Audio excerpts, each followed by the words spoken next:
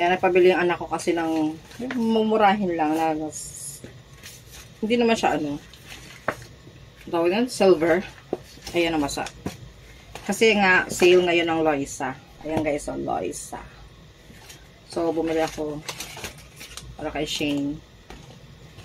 Kasi buy one take, or buy 120 for 2 sets. So, 3 pala, 3,490. 3,490. Ito. Ito, 3,490.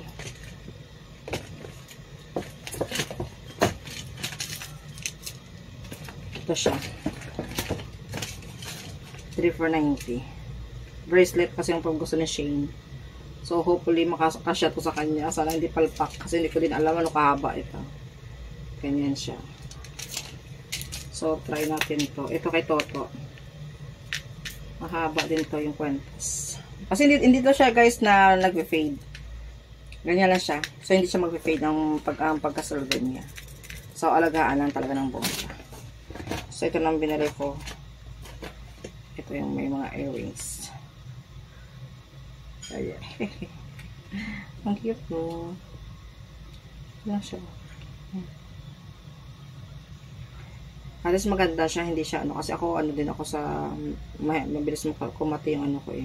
Pero ang cute ba? Maliit lang. Ito yung gusto ko maliit lang. Hindi masyadong malaki. Yun. Diba?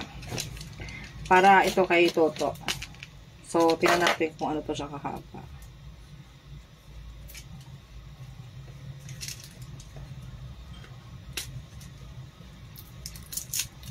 Sana nga, mahaba.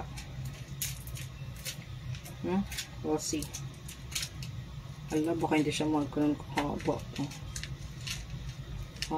Okay. So, dalawa to siya kaya guys. Mahaba kasi may adjustment naman siya eh. So, okay siya kasi pwede mo siya ma-adjust. Ay, ang ganda. Okay.